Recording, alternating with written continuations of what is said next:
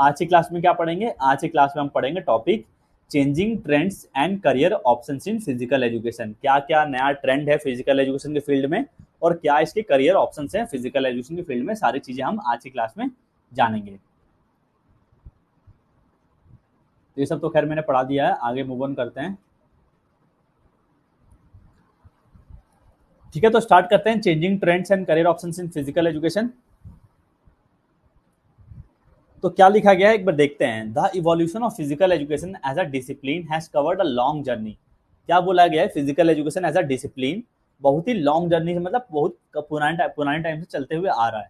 तो in the past it has been known by many other levels, मतलब पहले कुछ और बोलते थे, फिर कुछ और बोलते थे, तो काफी सारे नाम दिए गए हैं इसको। तो most of them are now considered too narrow. जो पहले नाम चलते थे, अब हम उसको आज के टाइम से अगर कंपेयर करें तो समझते थे यार इतना छोटा सा नाम, इतना बड़ा फील्ड, इसको इतने छोटे नाम से रेस्ट्रिक्ट कर दिया गया है। ठीक है, तो अब हम नया नया टाइम के साथ बदलाव आते गया और इसका स्कोप बढ़ते गया। तो पहले सबसे पहला जो फिजिकल एजुकेशन की शुरुआत हुई थी, इसको बोला जाता था जिम्नास्टिक्स। मतलब जैसे अभी फिजिकल एजुकेशन बोलते हैं हम होलिस्टिक डेवलपमेंट, तो पहले जिम्नास्टिक्स मतलब फिजिकल एजुकेशन था। कब? ये 1800 में, इन 1800। फिर इसके बाद आया हाइजीनिक ट्रेनिंग, मतलब कैसे स्वस्थ रहना है, अपना हाइजीनिक रहना है, अच्छे मैनर्स के साथ रहना है, तो हाइजीनिक ट्रेनिंग कहते थे ना 1820s में। फिर फिजिकल कल्चर कहने लगा, मतलब फिजिकल का कल्चर ऐसे करके रिप्रेजेंट करने लगा 1840s में। फिर बदलाव आया आपका फिजिकल ट्रेनिंग करने कहने लगा गया फिजिकल एजुकेशन को, मतलब सिर्फ फिजिकल ट्रेनिंग 1900s में। फिर अभी क्या कंसेप्ट जो चल रहा है, अभी हम बोलते हैं फिजिकल एजुकेशन, जो 1920s के बाद से आपका कंसेप्ट चल रहा है फिजिकल एजुकेशन का, जिससे हम सारी ब्रॉड एस्पेक्ट है, सारा होलिस्टिक डेवलपमेंट कवर करते हैं। तो ऐसे ऐसे करके हमारा टाइम से देखे तो ऐसे इवोल्यूट हुआ, हमारा इवोल्यूशन जो हमारा फिजिकल एजुकेशन का हुआ। तो हम देखते हैं आज़ादी के बाद से चेंजिंग ट्रेंड्स है ना, क्योंकि क्या ट्रेंड आया, नया बदलाव क्या आया, तो आज़ादी से वो देखते हुए आएंगे। तो after the independence of India the progress of physical education was taken into consideration. तो आज़ादी के बाद फिजिकल एजुकेशन के ऊपर ध्यान दिया गया, अलग अलग कमिटियाँ, अलग अलग पॉलिसीज, अलग अलग स्कीम्स, प्लान्स, कमीशंस गवर्नमेंट के द्वारा बनाई गई।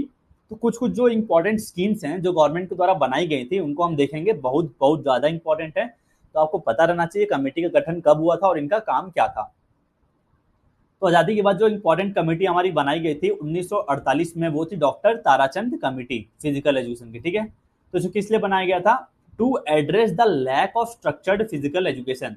मतलब कोई भी ऐसे स्ट्रक्चर्ड फिजिकल एजुकेशन नहीं है देश में, ऊट पटांग है, कोई ऐसा कोई फिजिकल एजुकेशन नाम का चीज ही नहीं है भी तो मतलब सीक्वेंस वाइज अरेंज नहीं है। तो इसको स्टडी किया गया, कैसे स्ट्रक्चर्ड फिजिकल एजुकेशन बनाया जाए, स्पोर्ट्स में कंट्री में स्टैब्लिश किया जाए, क्या एजुकेशन सिस्टम इसका हो। फिर इसके बाद बनाया गया 1953 में राजकुमारी अमृत कौर कोचिंग स्कीम। तो राजकुमारी अमृत कौर कौन थी? ये थी आपकी first union health minister of India. Rajkumari Amrit Kaur कौन थे? ये आपके फर्स्ट यूनियन हेल्थ मिनिस्टर थे इंडिया के। ठीक है, establish this scheme to promote sports and athletic development in India. तो स्पोर्ट्स और एथलेटिक डेवलपमेंट को प्रमोट करने के लिए इसको बनाया गया, और साथ ही थोड़ा फाइनेंशियल मतलब आर्थिक मदद दी जाए और थोड़े अच्छे कोचिंग फैसिलिटीज दी जाए इंडिया में, अगर आपको स्पोर्ट्स के फील्ड में जाना है तो। 1953 में ये बदलाव आया था। फिर 1954 में क्या आया आपका, बना all India council of sports. तो ये किस लिए बना था? To promote sports in the country, country में स्पोर्ट्स को प्रमोट किया जाए, और साथ ही में ये बॉडी बन जाए जो एक्ट करे as a licence between the government and national sports federation. जैसे मान लीजिए हॉकी की, आपकी हॉकी इंडिया गवर्निंग बॉडी है और सरकार हो गई ministry of youth affairs and sports. तो दोनों को लिंक करे, क्या डील हो रहा है, क्या चीज फंक्शन आ रहा है, क्या कितना फंडिंग आ रहा है, तो दोनों को लिंक करके एक लाइसेंस की तरह काम करे। तो वो बनाया गया था आपका इसलिए all India council of sports को 1954 में। फिर आया आपका नेशनल डिसिप्लिन स्कीम 1954 में, to instil discipline and impart mass drill training. मतलब डिसिप्लिन लाया जाए यूथ में जो भी हमारी है, क्योंकि आज़ादी हुआ था ना उस समय, आज़ादी के आसपास ही थे। डिसिप्लिन लाया, मास ड्रिल कराया जाए, यंगर जनरेशन को थोड़ा प्रोवोक किया जाए, मोटिवेट किया जाए, in order to build patriotic citizen, मतलब देशभक्ति वाले नागरिक को बनाया जाए, ताकि हम एक इंडिपेंडेंट नेशन स्टैब्लिश हो पाए, मतलब आज़ाद एक देश बन पाए। फिर आपका आया कॉल कपूर कमेटी 1961 में, 1961 में, जब आपका NSNS पटियाला का भी गठन किया गया था, याद होगा आपको, और अर्जुना अवार्ड भी आपका 1961 में शुरुआत किया गया था। तभी आपका बना था कॉल कपूर कमेटी।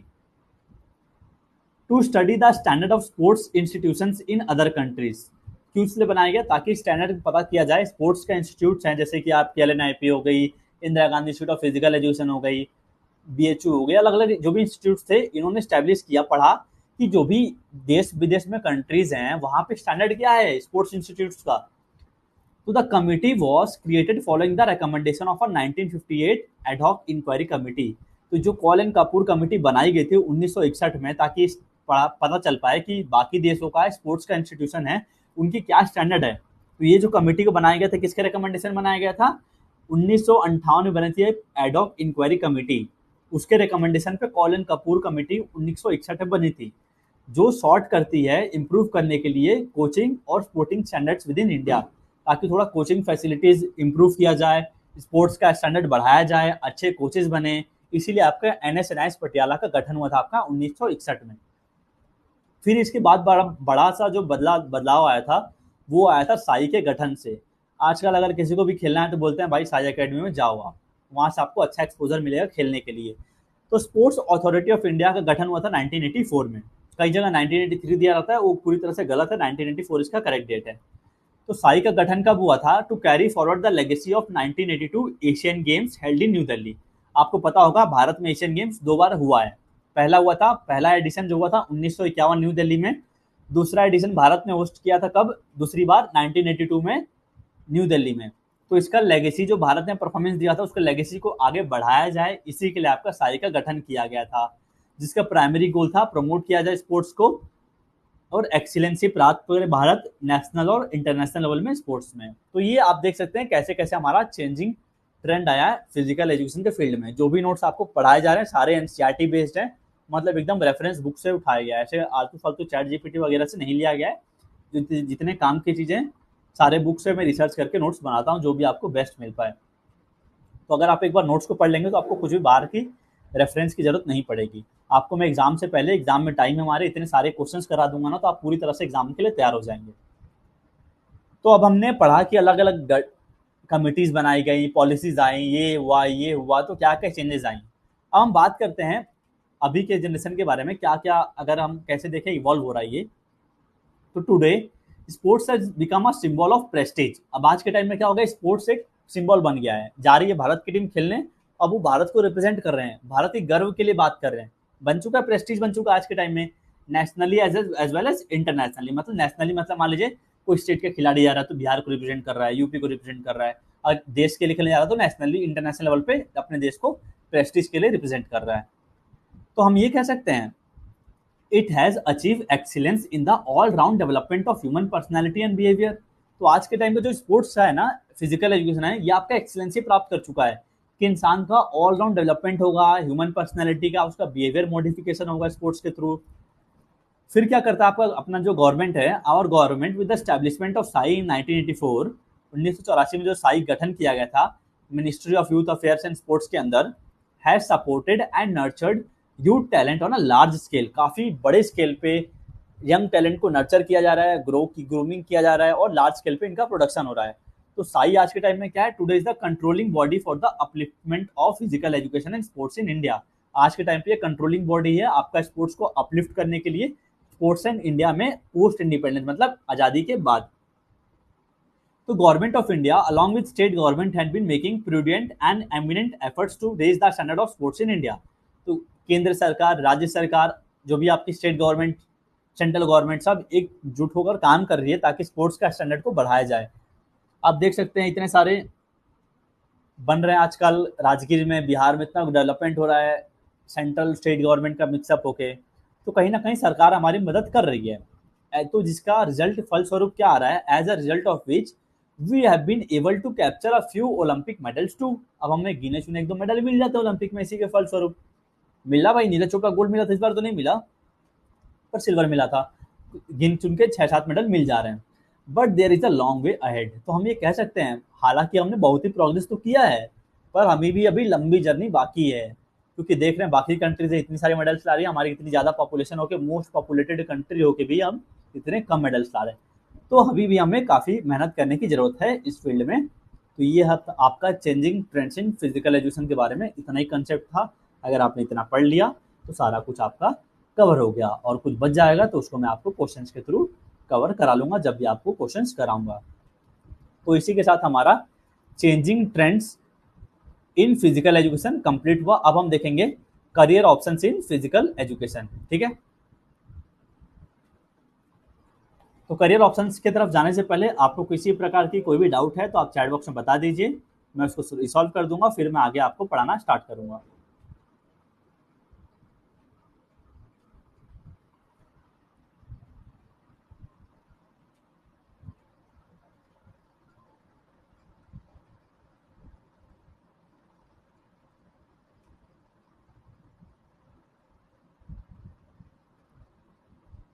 कोई बफरिंग इश्यूज आ रही है क्या?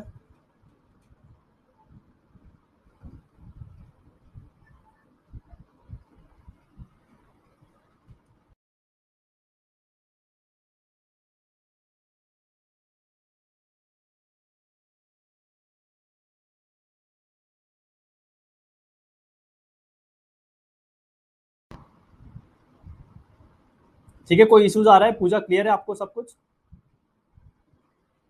बफरिंग हो रहा था कि बीच में, वही चेक कर रहा हूँ मैं।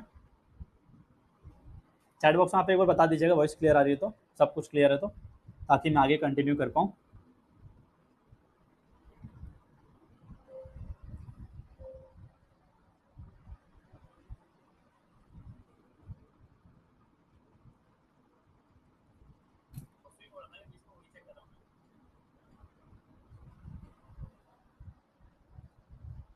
तो अब हम बात करेंगे career options in physical education के बारे में। काफी लोगों को डाउट आता है सर करियर ऑप्शंस क्या है फिजिकल एजुकेशन फील्ड में।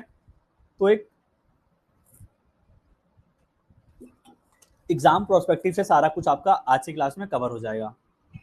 तो आप देख सकते हैं मैंने फ्लो चार्ट के थ्रू बनाया गया है यहाँ पे। एक बॉक्स में, ब्लैक बॉक्स में टीचिंग करियर है, फिर आपका कोचिंग करियर, फिर मैंने एक बड़ा सा रेड सर्कल बनाया है और इसके अंदर मैंने काफ़ी सारी चीज़ें रखी हैं। Health related career, administration related career, performance related career, career in communication media. तो इसके बारे में बात करेंगे एक एक करके डिटेल में। अभी आप बस फ्लो चार्ट से समझिए क्या क्या, किसका मतलब क्या हो जाएगा। तो अगर पूछते हैं हम किसी से, भाई फिजिकल एजुकेशन में तू जा रहा है, पढ़ के क्या करेगा? कोच बनेगा, यही बोलते हैं, या तो कोई टीचर बनेगा, यही दो ही ऑप्शन है ना। तो mainly there are two types of career options in the field of physical education. मुख्य तौर पे दो ही हैं। The first type of career options is related to the teaching. पहले टीचिंग हो गई आपकी, टीचिंग लाइन में प्रोफेसर वगैरह, स्कूल में टीचर वगैरह, and coaching aspect of physical education. तो जिसको हम क्या बोल सकते हैं, ट्रेडिशनल करियर से फिजिकल एजुकेशन। मतलब ट्रेडिशनल, पहले से माना ऐसा जाता हुआ आ रहा है कि हमारे पास दो ही करियर है फिजिकल एजुकेशन के फील्ड में।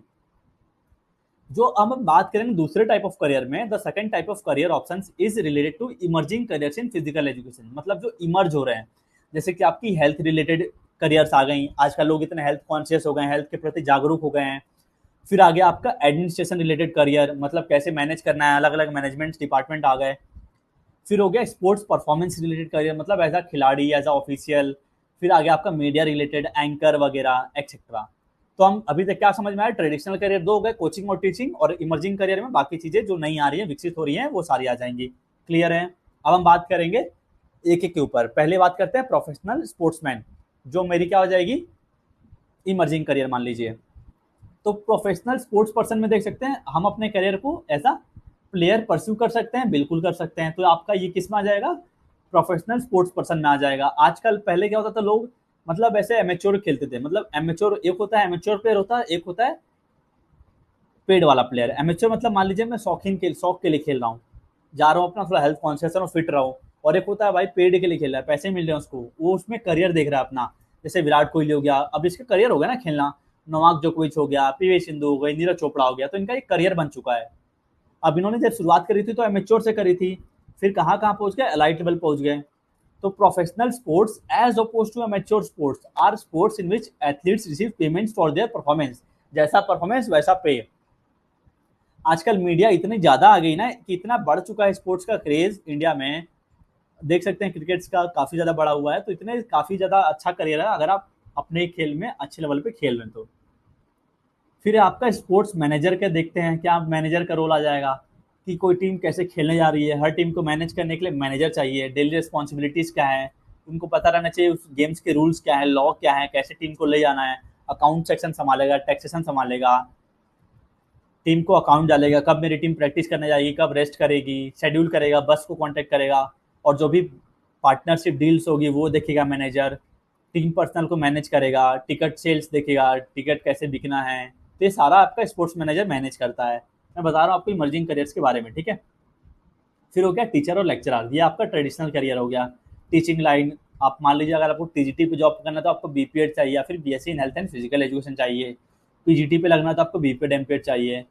लेक्चरर बनना है तो बीपीएड चाहिए, एमपीएड चाहिए, पीएचडी भी चाहिए और नेट भी चाहिए। तो ये आपका टीचर लेक्चरर का एलिजिबिलिटी है, तो जिससे मैं पढ़ाई लाइन में जा सकता हूँ टीचर लेक्चरर की फील्ड में। फिर स्पोर्ट्स कोच बनना है, तो जो आपके ट्रेडिशनल करियर से दोनों, टीचिंग और कोचिंग वाला। तो कोचिंग के लिए मेरे को अपने गेम में स्पेशलाइज डिग्री होना चाहिए, साथ ही में जो अलग अलग फेडरेशन बॉडी कराते हैं, जैसे फुटबॉल का हो गया आपका डी लाइसेंस, ए लाइसेंस, बी लाइसेंस, सी लाइसेंस वगैरह होती हैं। तो आपको वो तो चाहिए ही चाहिए, साथ में क्या चाहिए आपको, अपना कोई भी स्पोर्ट्स का ग्रेजुएशन चाहिए, और साथ में आपको चाहिए post graduate diploma in sports coaching, 1 साल का डिप्लोमा कोर्स चाहिए। कई लोग बोलते हैं ना NS का कोर्स चाहिए मुझे। NIS मैंने क्या किया हुआ है, NIS कोर्स किया हुआ है। NIS कोई कोर्स होता ही नहीं है, वो क्या होता है, इंस्टीट्यूट का नाम है NIS का, Netaji Subhash national institute of sports.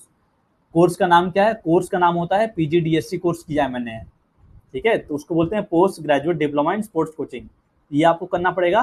साथ ही जो भी आपकी गवर्निंग बॉडी जैसे हॉकी इंडिया हो गया, तो अलग लेवल 1 कोर्सेज कराती है, तो आपको वो करना पड़ेगा कोच बनने के लिए। फिर आते हैं जिम इंस्ट्रक्टर का। तो जिम इंस्ट्रक्टर का देख रहे हैं आपका हर जिम में रिक्वायरमेंट है, तो इसके लिए भी आपका होता है, एक होता है बॉडी बना लिया और जिम में जाएगा, कुछ भी कोई भी बिना अनसाइंटिफिक आपको ज्ञान देना चालू कर देगा। पर क्या होता है, आपको अच्छे फिटनेस सेंटर में काम करना तो आपके पास सर्टिफिकेशन होना चाहिए। अब कौन सा सर्टिफिकेशन होगा, भारत में अगर देखें तो NSCA, national strength and conditioning association है, इसका CPT सर्टिफाइड पर्सनल ट्रेनिंग का कोर्स होता है। ACE होता है, अमेरिकन काउंसिल ऑन एक्सरसाइज का कोर्स होता है। ISSA होता है, इंटरनेशनल स्पोर्ट्स साइंसेज एसोसिएशन का सर्टिफिकेशन मिलता है। NASM का मिलता है, national academy of sports medicine का मिलता है। Institute of nutrition and fitness science का मिलता है, या फिर YMCA गोल्ड जिम यूनिवर्सिटी का मिलता है। अगर आपको इंटरनेशनली भी फिटनेस लेवल पर काम करना है तो आपको कौन कौन से सर्टिफिकेट चाहिए जो वैलिड हैं ऑल ओवर वर्ल्ड, ACE का, NASM का, ISSA का, या फिर NSCA का। फिर आपका हो गया स्पोर्ट्स ऑफिशियल्स का। आप देख सकते हैं आजकल स्पोर्ट्स ऑफिशियल्स का ये मतलब मोस्ट चैलेंजिंग करियर होता है। एक्टिव वे तो है, मान लीजिए मैंने एक अपना खिलाड़ी के तौर पे अपना कुछ समय बिताया, अब मैं चाहता हूँ खेल से जुड़े रहूँ, तो मैं सोचूंगा कि मैं उसमें ऑफिशियल बन जाऊँ। तो ये चैलेंजिंग टास्क होता है, जितना देखने में आसान दिखता है उतना है नहीं, क्योंकि अंपायर्स जो भी होते हैं, स्पोर्ट्स ऑफिसर्स होते हैं, वो रिस्पॉन्सिबल होते हैं गेम को स्मूथ चलाने के लिए। तो एक होते हैं ऑन फील्ड ऑफिसर्स, एक होते हैं ऑफ फील्ड।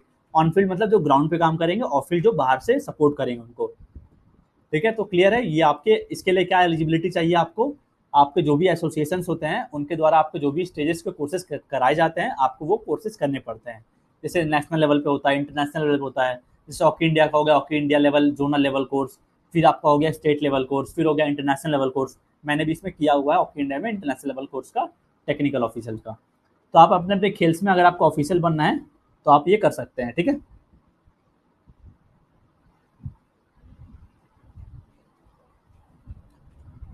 फिर हम बात करते हैं स्पोर्ट्स इवेंट कोऑर्डिनेटर्स, मतलब जो स्पोर्ट्स मैनेजमेंट वाले होते हैं। देखते हैं कि जैसे अभी वर्ल्ड पैरा गेम्स चल रहा है आपका, दिल्ली में चल रहा है, खेलो इंडिया गेम्स चलता है, नेशनल गेम्स चलता है। तो ये सबको इवेंट को मैनेज कौन करता है, कोऑर्डिनेट कौन करता है, ये करता है स्पोर्ट्स मैनेजमेंट वाले। तो ये है ना आपका फील्ड इतना बहुत ही मतलब ऐसा है ना, इसमें बढ़िया होटल में खाना मिलेगा, आपको रहना मिलेगा और काफ़ी अच्छा एक्सपोजर मिलेगा, इस सिटी से उस सिटी, इस सिटी से उस सिटी, और बढ़िया बॉस की तरह सबको मैनेज करना है। पर जितना बाहर से दिखता है उतना रहता नहीं है, क्योंकि इसमें काफ़ी सारे दिमाग लगाना पड़ता है, क्या चीज़ कैसे कोऑर्डिनेट करता है, कुछ भी प्रॉब्लम होगी तो सीधा आप पे आएगा। तो वर्कलोड ज़्यादा रहता है इसमें, पर काफ़ी एंजॉयबल टास्क है अगर आपको ट्रैवलिंग पसंद है वगैरह, ठीक है। तो इसके लिए आपको क्या करना पड़ेगा, आपको ग्रेजुएशन होना चलेगा, और आपको इसकी IISM, Indian institute of sport medicine, sports management करके इंस्टीट्यूट्स हैं काफ़ी सारी, बेंगलोर में आपकी, कोलकाता में है। तो वहाँ से आपको पोस्ट ग्रेजुएशन इसमें करना पड़ेगा, PG, तब आप इस फील्ड में जा सकते हैं।